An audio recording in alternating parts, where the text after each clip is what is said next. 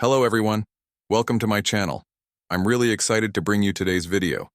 If you enjoy my content, don't forget to subscribe and turn on notifications. Let's get started. In 1347, Europe. In one of the once peaceful rural villages of France, a young girl named Eleanor lived with her family, leading a quiet life. Every day, Eleanor would wake up with the first light of dawn, where her mother prepared breakfast in the kitchen, her father worked the fields, and her siblings played games around the house. The village, nestled between mountains and surrounded by green forests, consisted of a few scattered houses. It was located by a river, living harmoniously with nature's offerings. But that peaceful life was about to change dramatically with the arrival of merchant ships from the city. The ship carried new traders and goods, but it also brought an unknown danger. During their journey, the first signs of the plague arrived at the village without any warning. No one knew how close the danger was. Like many other diseases, the Black Plague initially appeared as a mild discomfort, but it quickly spread, affecting neighboring villages. At first, Eleanor did not understand the severity of the plague. However, it didn't take long for the painful sounds from the homes of the village to increase. The first deaths spread one by one, and people began to fall ill rapidly. Before her parents contracted the disease, they had to leave Eleanor alone at home. Painfully, Eleanor could still remember the final glances of her mother, the trembling hands of her father. They were taken, one by one. One morning, on that dreadful day when everything came to an end, Eleanor encountered a silence of death in the homes of the village. As the plague claimed each family member, the village turned into a burial ground. Eleanor, alone in a town filled with screams and sorrow, searched for a way to survive amidst the ruin. Her strength had been drained, but she could find no place to escape. What lay before her was a world where the shadow of death was felt everywhere. The village had become a land of survival for those who sought to live, not for those who accepted death. As Eleanor wandered through the deserted streets of the village, she saw corpses at every corner, a loss in front of every door. People had abandoned those infected by the disease. Most were lost forever. Only fear and panic remained, scattered in their wake. One day, she decided to venture into the forest outside the village. The journey was both an escape and a chance to revive some hope. As she ventured deeper into the forest, seeking food and a safe refuge, she was confronted with a harsh reality. Her enemy was not only the disease, but the dark future that lay ahead. However, one night, while traveling along the path to an abandoned village near the forest's edge, Eleanor noticed a group of bandits preparing to capture her. In a panic, she tried to flee, but unexpectedly a man appeared before her and helped her. Speaking in a high, thin voice, he said, "Follow me," without revealing who he was. Eleanor, though skeptical, had no other option. The man, his silhouette, standing in the darkness, seemed to give her a sense of security. He wore old, dirty doctor's clothing. This man provided her with a place to stay. Curious to know who he was, Eleanor asked, "Can I know who you are?" The man smiled and slowly replied, "My name is Alistair. I was a doctor fighting the Black Plague." Eleanor whispered, "The plague?" Alistair nodded. "Yes, the plague. Where everyone else fled, we must go. Follow me. I can help." As Alistair shared his years of accumulated knowledge about the disease with Eleanor, he also showed her how rapidly the darkness of the world was spreading. Everything had changed. Nothing would ever be the same. People were fighting each other, out of despair, and the disease was always looking for an opportunity to claim more lives. Eleanor struggled to cope with her losses while simultaneously fighting for survival. And so, just as Eleanor reached a dark turning point in her life, a new journey was beginning. The future was shrouded in darkness, but within it, there was also a glimmer of hope. Under Alistair's guidance, as they traveled along the fearful path, Eleanor would come to realize that survival was not just about existing. It was also a battle against the darkness that threatened humanity.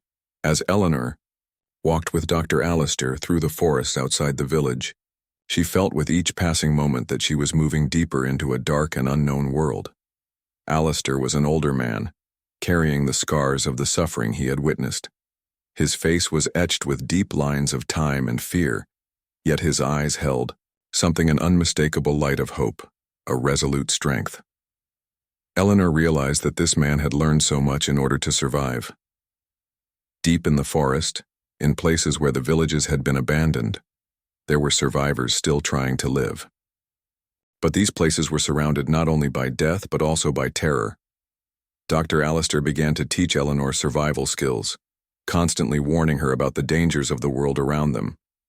However, the eerie silence of the forest and the terrifying atmosphere of the abandoned villages tightened Eleanor's chest with each step. One day, while traveling deeper into the forest, they came across the ruins of an abandoned village. The walls of the houses had collapsed, the roofs had fallen, and everything had been covered in an oppressive dead silence. With every step, traces of the past were slowly disappearing.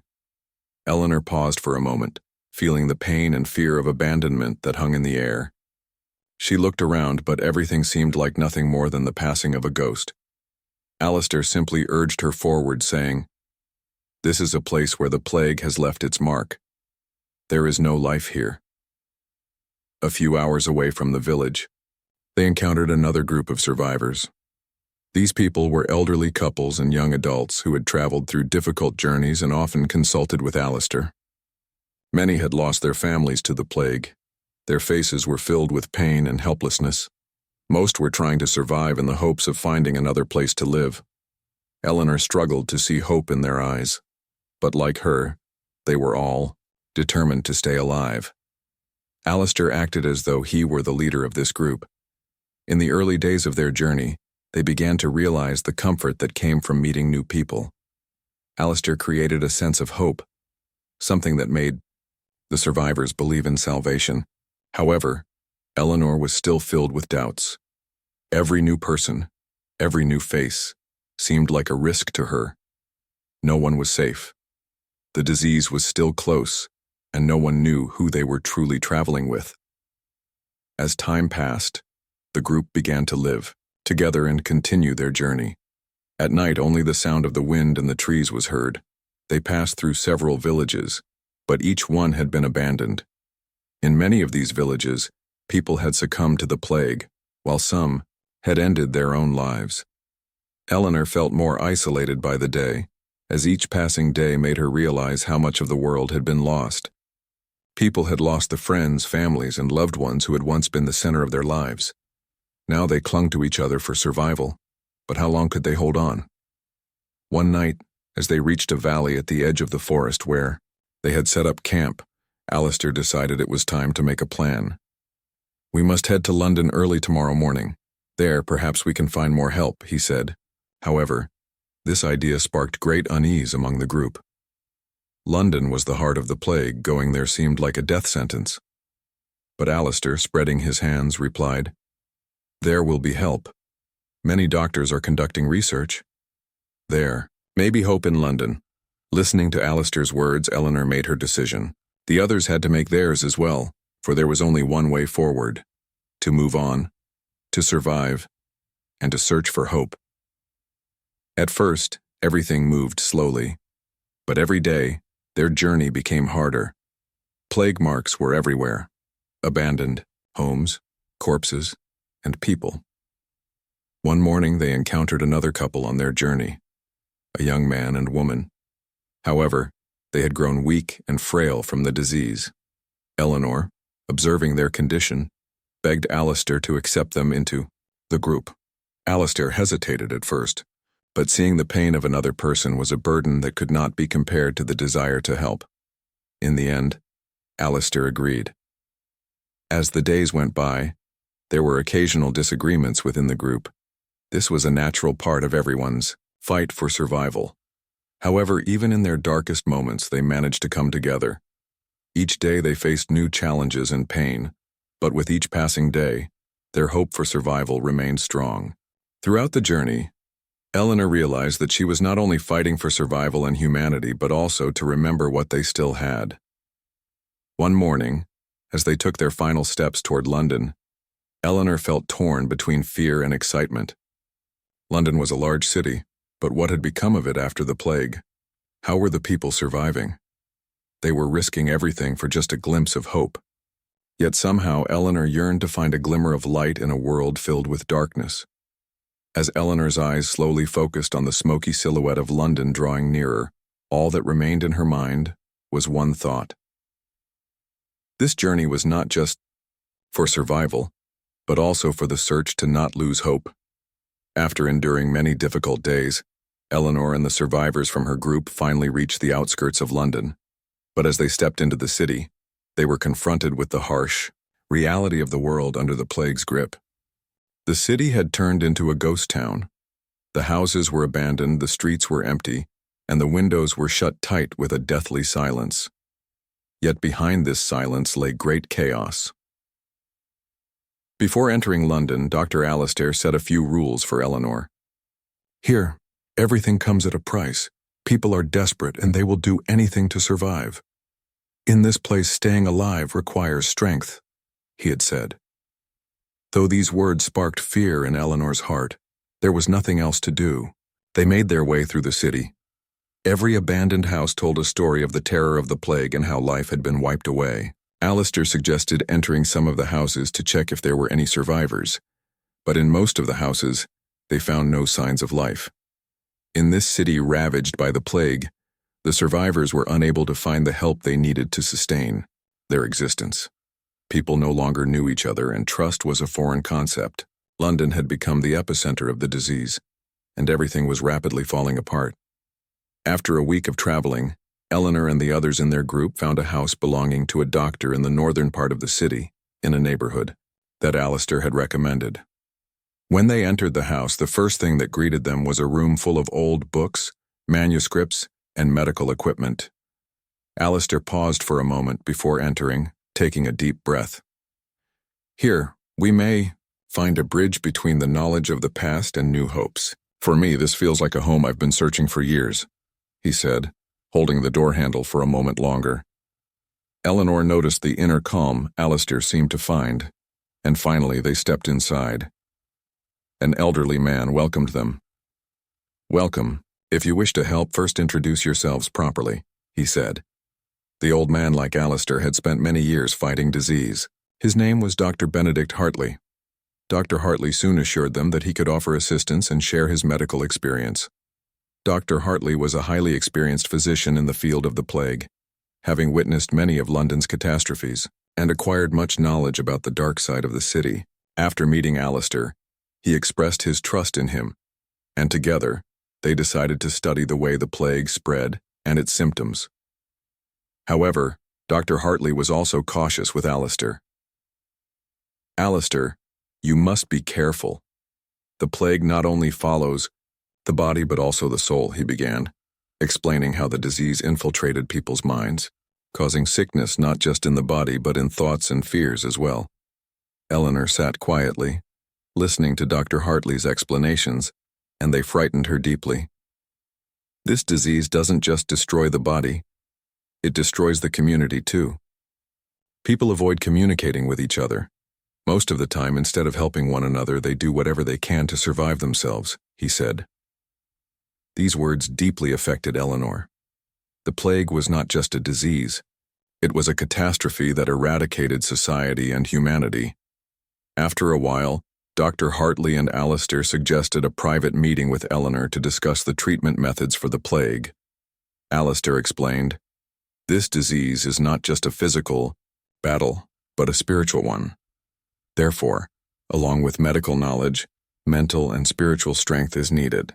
Eleanor began to understand the profound impact of the disease and tried to figure out how she could contribute to the treatment process, not only focusing on physical health, but also aiding in the mental well-being of the survivors. One day, Dr. Hartley and Alistair arranged a special meeting to explain what Eleanor should do next. "Eleanor," Dr. Hartley said, "if you wish to help the people here, you must think like a physician.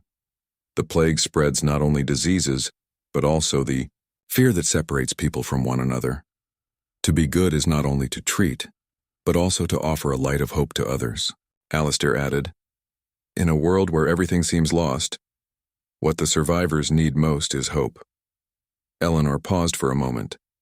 Then, nodding her head, she said, "Then I can be the one to give them that hope." After listening to Dr. Hartley's advice, Eleanor decided to take a more active role in the treatment of the patients. Despite her young age, she began thinking like a physician and addressing the mental states of the people around her.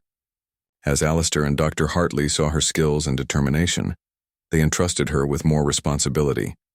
However, the situation in London was worsening. The plague was spreading rapidly, and people were desperately forced to separate from one another.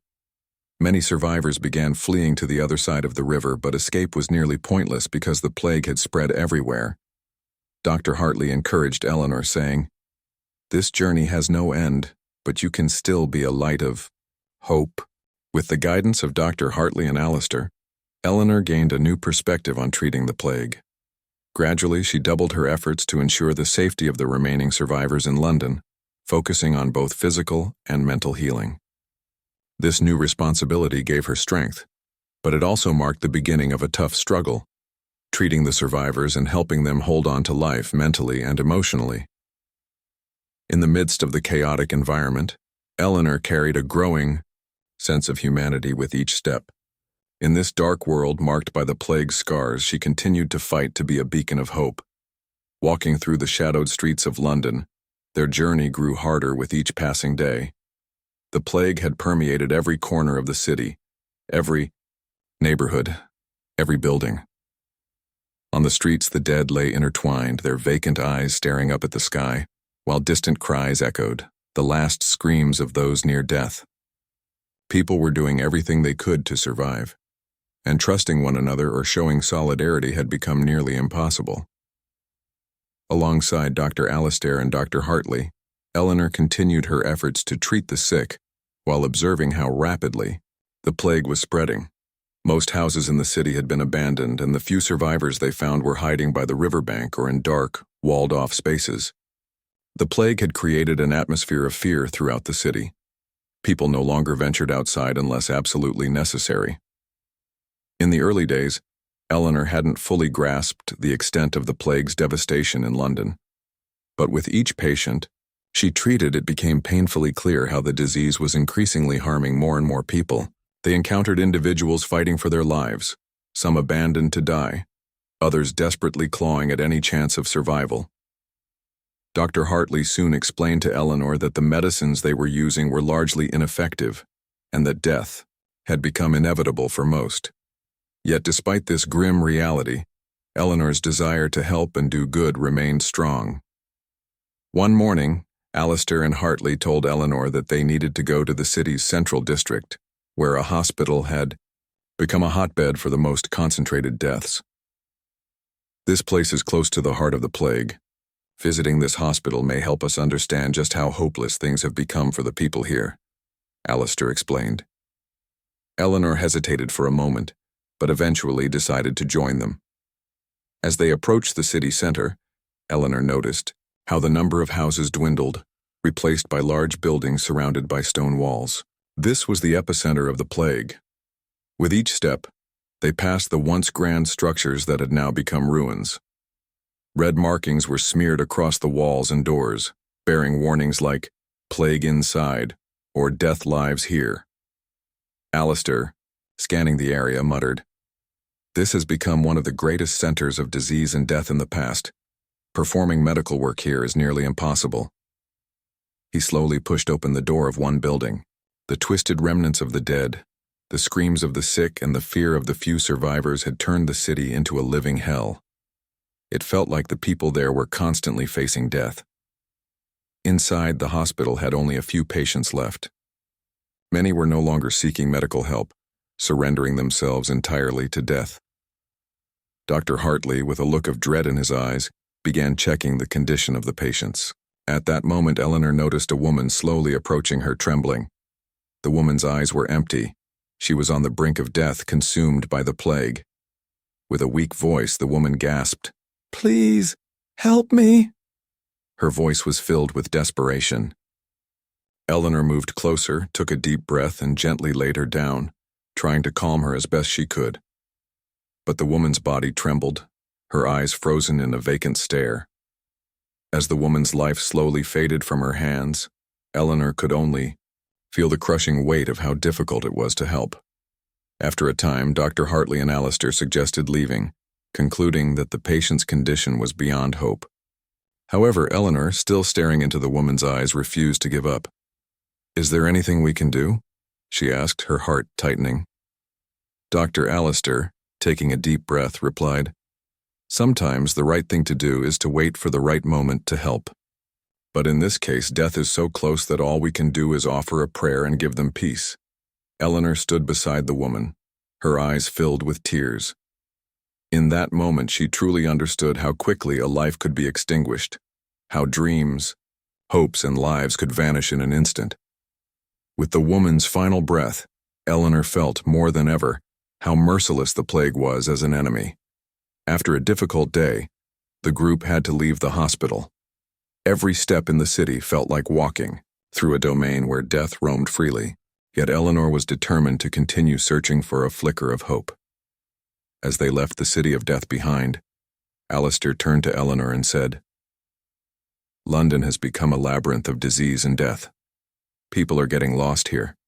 But you cannot get lost. Keep carrying hope."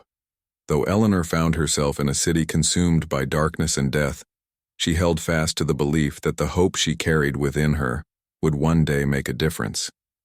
No matter how great the challenges grew, nothing could force her to give up. She was fighting not only to survive the plague but to help others do the same. Amid the dark streets of London, she shone like a flicker of light, deep within her heart, holding on to the conviction that one day they could escape this horrific disaster and save others from the darkness. The city's streets were covered in a deathly silence, even at late hours of the night.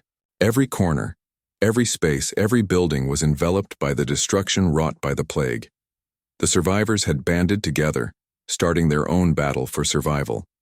What remained were shadows and echoes of lives that had been lost. And now one of the weakest links was about to face death, Dr. Alistair. That night, as Eleanor left the hospital, she noticed a change in the doctor's appearance. The calm expression Alistair usually wore was replaced by a deep weariness, an exhaustion far beyond the physical and mental toll the plague had taken.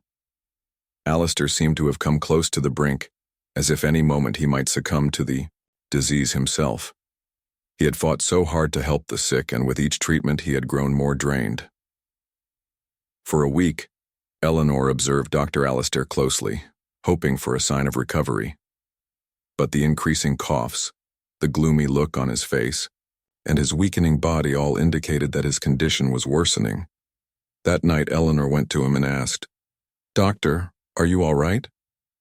When Dr. Alistair raised his head, she saw uncertainty in his eyes that now seemed to carry the weight of a battle-worn soldier.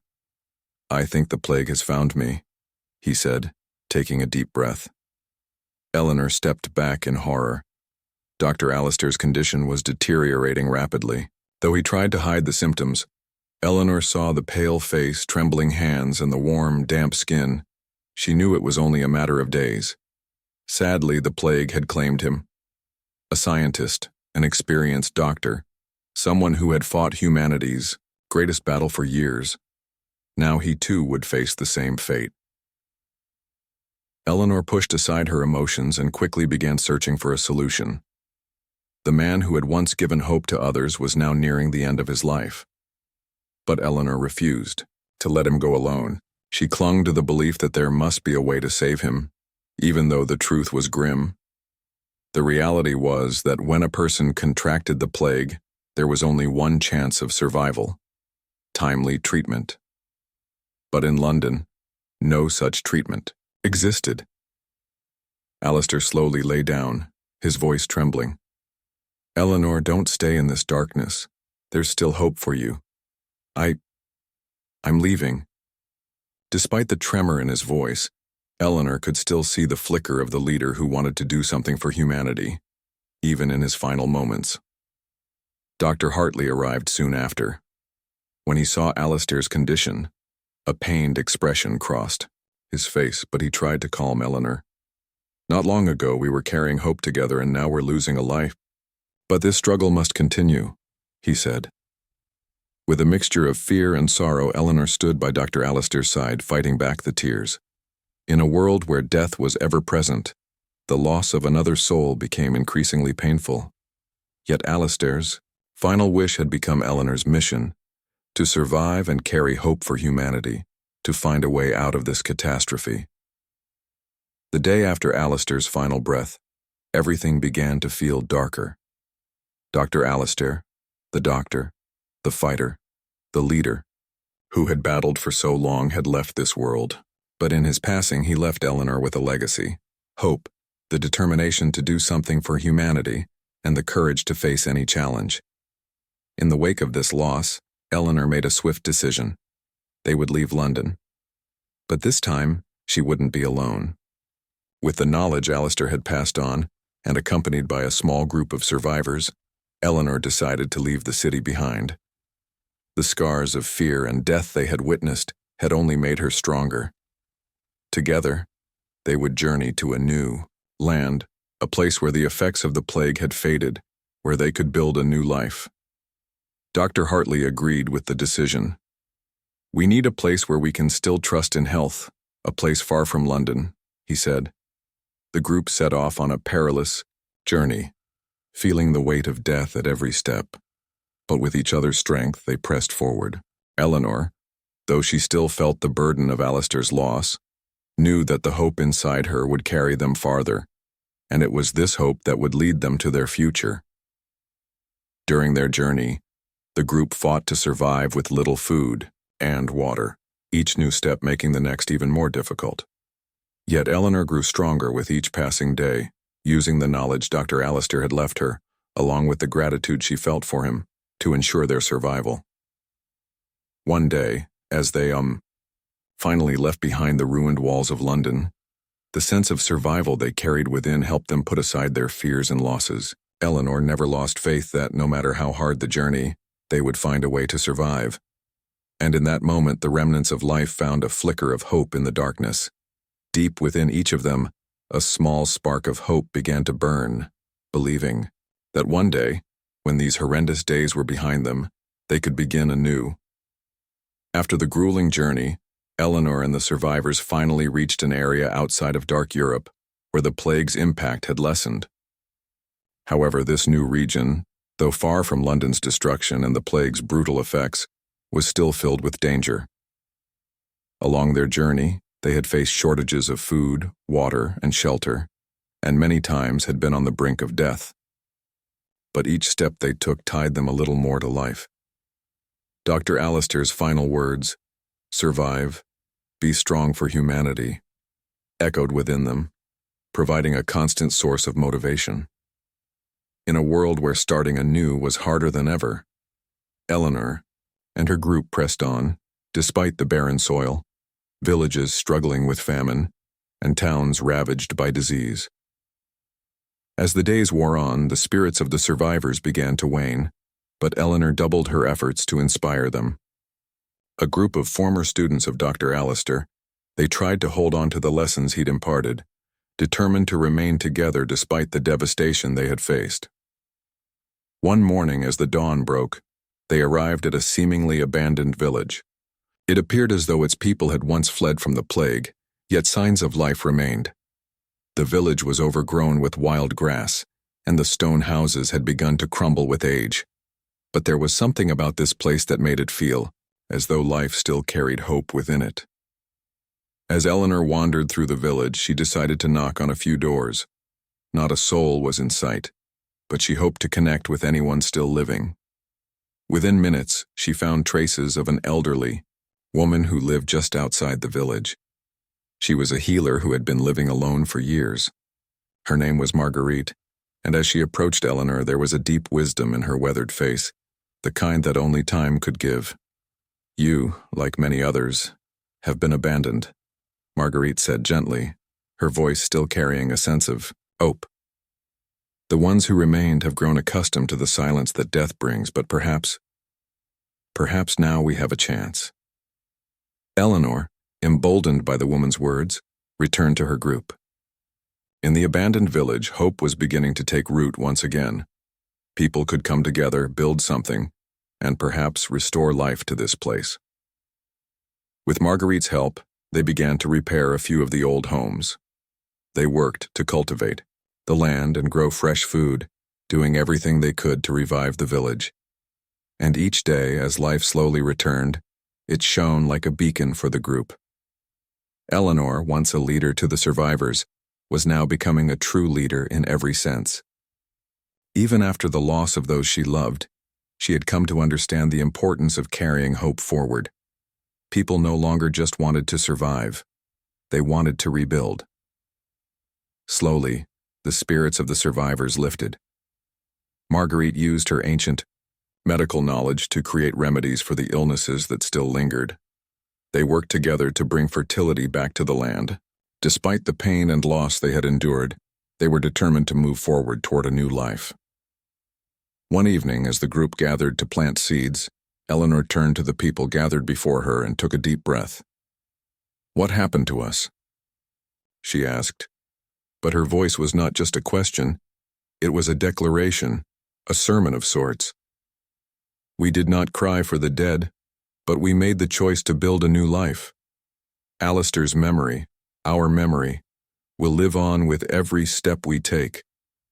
In that moment, under Eleanor's leadership, the community understood the power of not just surviving but being reborn. To look forward with hope for the future, they had to embrace the pain of the past. And here, in this abandoned village, with each passing day they built a new life. As time passed, the village became a symbol of humanity's rebirth. Slowly, more survivors began to make their way toward the area. What had once been a refuge for a few outcasts was now becoming a thriving community. A community of people who were no longer just running from death but actively building a future together. They worked, trusted each other, and fought shoulder to shoulder in their battle for survival, slowly leaving behind their former lives and losses. Each morning as Eleanor awoke, she wondered how this new world of hope would take shape. But one thing was certain. After all the struggles, the losses, and the pain, the people who remained were determined to rebuild life. And now, as they left behind the shadows of the past, they could feel that the things that truly defined humanity, love, trust, hope, and solidarity, were growing stronger than ever.